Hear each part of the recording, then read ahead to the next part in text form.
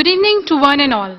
I, Gitika Upadhyay, Student Manager BIMM, is here to introduce you to Mr. Pushp Joshi.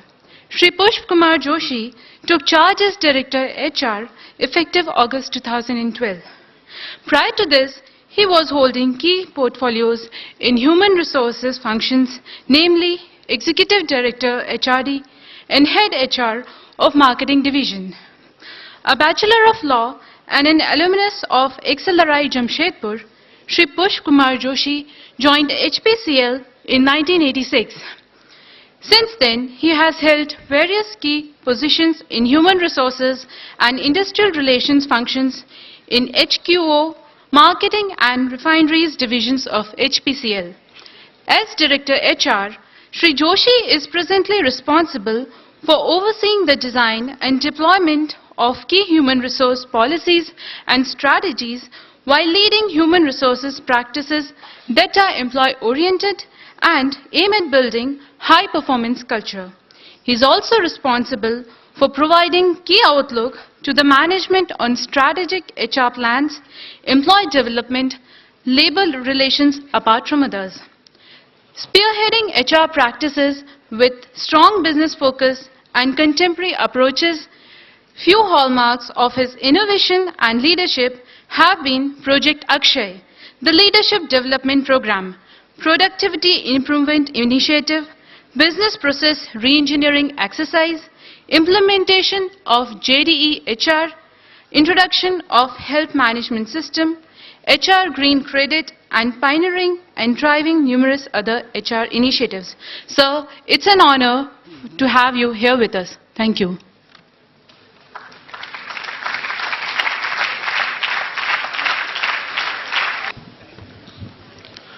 Good evening, friends.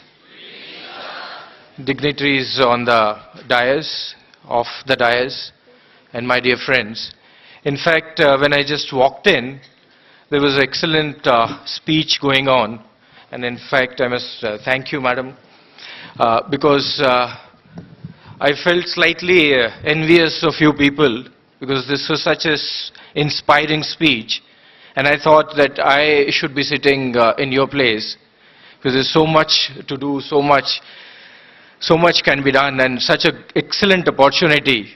So I'm really envious of all of you. That said, friends, I don't have any bhashan or a speech to bore you with, but what I wish to do is that a few points which I would like to discuss before we get into a panel discussion, because wherever I get an opportunity to interact with groups like this, and I rarely get the opportunity to interact with such a large group. Believe me, it's, I must thank the organizers for giving me this opportunity.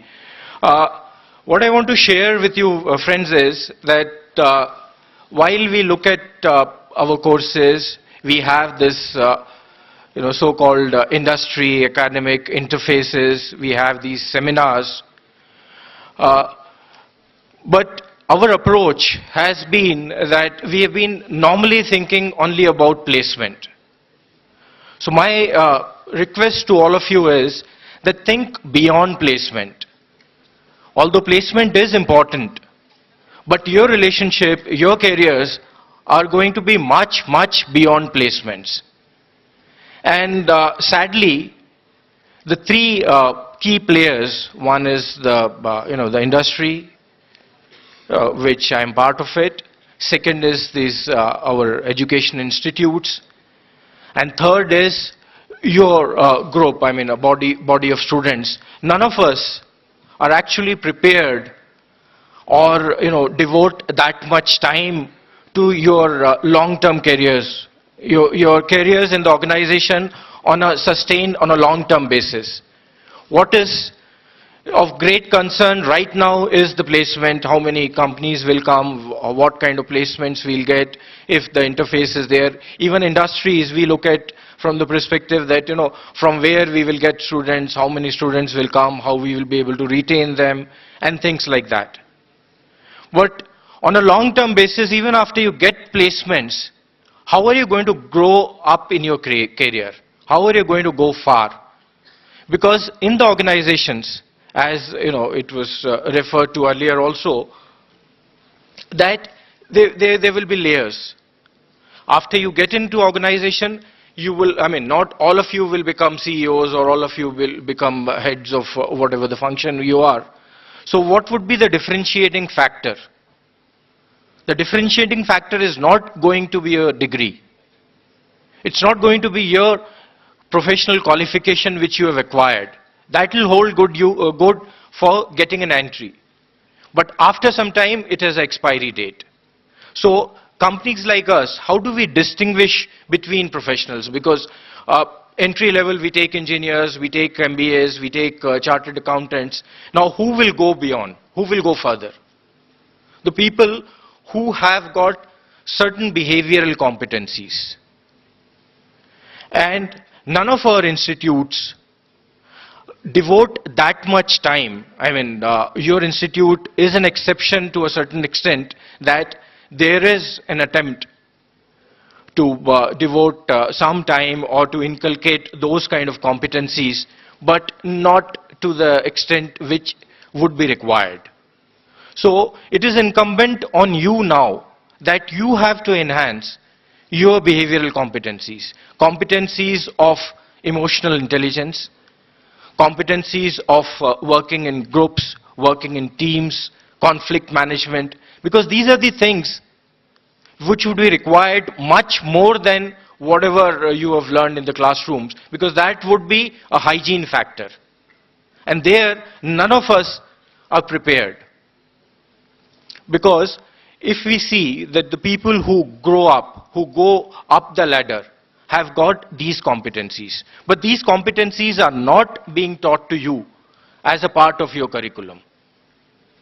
And now it is too late that, okay, that, you know, the curriculums are changed. Over a period of time, the first player which I mentioned, yes, they are having that kind of freedom. They are trying to bring these kind of courses in the syllabus. But for you, you can't expect the institutes to teach you that. Obviously, as an industry, we are not in charity. We will be taking some of you, I mean, across the country we take, but we also can't devote that much of time in the initial stages to enhance your behavioral competencies. So if you have to go further, you have to devote time in enhancing these kind of competencies on your own. This is a very serious thought which I am trying to leave you with, and we will discuss during panel discussions, certain more things will come, but I thought I would mention this very specifically for all you students, that get into this area, because this will be the only differentiating factor. Whether you want to innovate, whether you want to grow up, whether you want to transform, whether you want to further enhance your career prospects and take the team along, resolve conflicts and things like that, your behavioral competencies would matter. So I would leave you with this thought, and I'm open for panel discussions. Thank you for giving me this opportunity.